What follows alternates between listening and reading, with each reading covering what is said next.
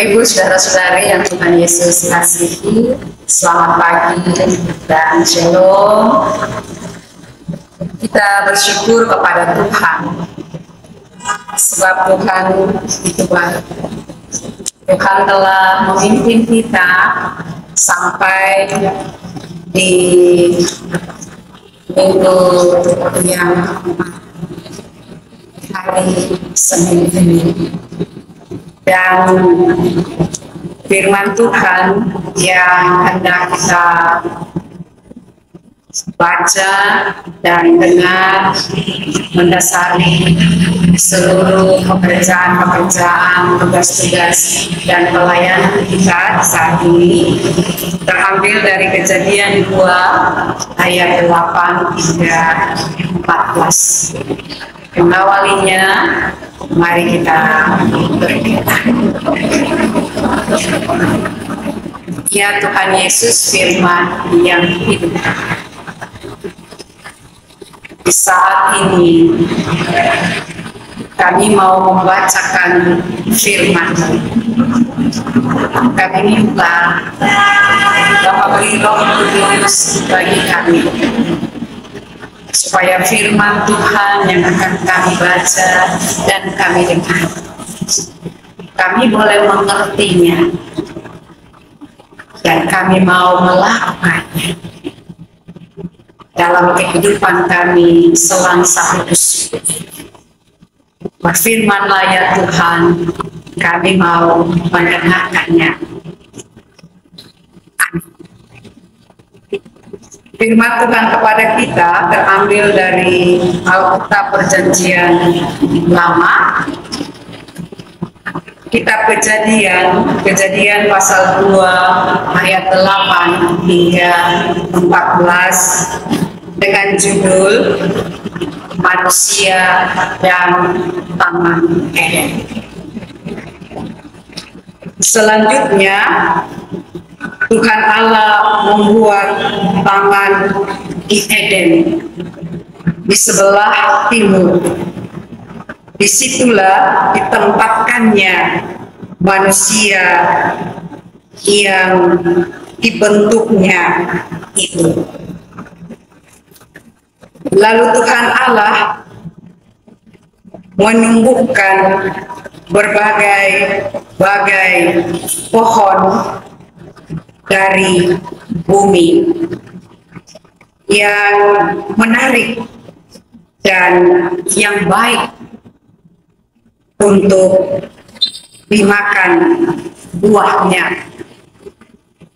Dan pohon kehidupan di tengah-tengah taman itu, serta pohon pengetahuan tentang yang baik dan yang jahat. Ada suatu sungai mengalir dari Eden untuk membasahi taman itu, dan dari situ sungai itu terbagi menjadi 4 cabang. Yang pertama namanya Pison, yakni yang mengalir mengelilingi seluruh tanah Hawila, tempat emas ada. Emas dari negeri itu baik. Di sana ada damar, berdolah, dan batu krisopas. Nama sungai yang kedua ialah Gihon, yakni yang mengalir mengelilingi seluruh tanah Kus. Nama sungai Yang ketiga ialah Tigris, yakni yang mengalir di sebelah timur Asia. Dan sungai yang keempat ialah Efrat. Demikianlah firman Tuhan. Bapak Ibu, saudara-saudari yang Tuhan Yesus kasihi, kisah penciptaan yang kedua dalam bacaan kita tadi mengambil pendekatan yang berbeda. Kisah penciptaan ini memperlihatkan fokus Allah pada manusia. Dalam kisah penciptaan yang pertama, Allah berfirman, maka segala sesuatu menjadi ada. Dalam pasal kedua ini, kegiatan Allah dalam penciptaan ini yang disoroti. Kita melihat manusia sebagai karya tangan Allah. Allah sendiri yang membentuk manusia dari debu tanah, lalu dihembuskan nafas kehidupan. Allah kemudian membangun bagi manusia itu Taman Eden, suatu tempat kehidupan yang asri dan harmoni. Manusia menjadi pusat perhatian Allah. Allah menciptakan manusia sebagai makhluk yang berbeda. Manusia adalah pribadi yang diciptakan Allah, sehingga manusia itu bergantung sepenuhnya kepada Sang Pencipta, yaitu Allah. Namun dalam kapasitasnya sebagai gambar Allah, manusia adalah pribadi yang memiliki kebebasan untuk memilih, baik untuk tunduk pada Allah atau melepaskan diri dari. Tentu saja dengan konsekuensi tertentu. Manusia diberi pilihan untuk taat pada tugas yang diberikan Allah, yaitu mengelola Taman Eden. Memang taman di Eden itu sangat indah. Ada 4 sungai yang mengelilingi taman Eden. Son, Gihon, Tigris, dan Efrat. Aliran sungai yang menjadi lambang kehidupan yang berkelanjutan di tempat tersebut. Allah juga menumbuhkan berbagai pohon yang buahnya menarik, tidak hanya untuk dimakan manusia, tetapi juga untuk dinikmati oleh manusia.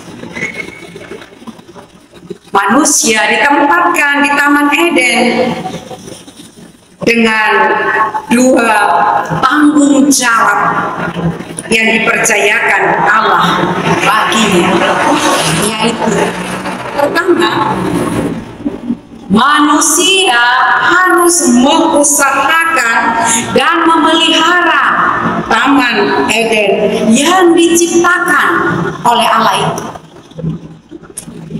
Yang kedua, manusia diserahi kepercayaan dan tanggung jawab oleh Allah untuk tidak melanggar larangan memakan pohon pengetahuan yang baik dan yang jahat. Bapak Ibu saudara-saudari yang Tuhan Yesus kasih, hidup kita hanya akan terasa lebih hidup jika disertai dengan arah hidup dan kesadaran akan tanggung jawab yang jelas. Arah hidup yang sejati itu hanya dapat ditemukan di dalam anugerah keselamatan Allah melalui anaknya Yesus Kristus. Hanya kita manusia yang selalu tergoda, dan godaan terbesar kita manusia adalah menolak bergantung pada Sang Pencipta hidup kita dan berusaha hidup dengan kekuatan dan kebijaksanaan sendiri.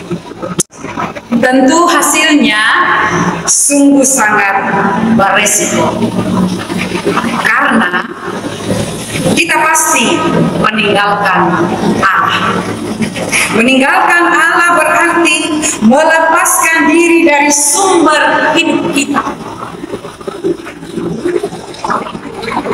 Meninggalkan Allah berarti melepaskan diri dari Allah pemilik hidup kita. Allah yang berkuasa atas kehidupan kita. Sebab itu, kita yang sudah ditebus oleh darah Yesus dan menjadi miliknya, kita harus menjalankan hidup dengan memberikan kesaksian bagi sesama kita dan dunia ini. Bahkan kita adalah milik Allah. Karena kita adalah milik Allah, maka kita hidup takut akan Allah. Bekerja dengan tekun, bekerja dengan baik, bekerja dengan jujur dan bertanggung jawab. Semangat kerja semacam ini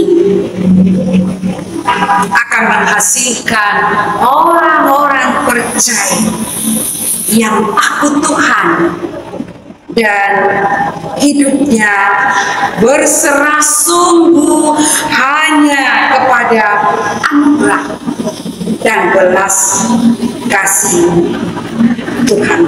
Lakukanlah itu dengan tidak berbangga-bangga.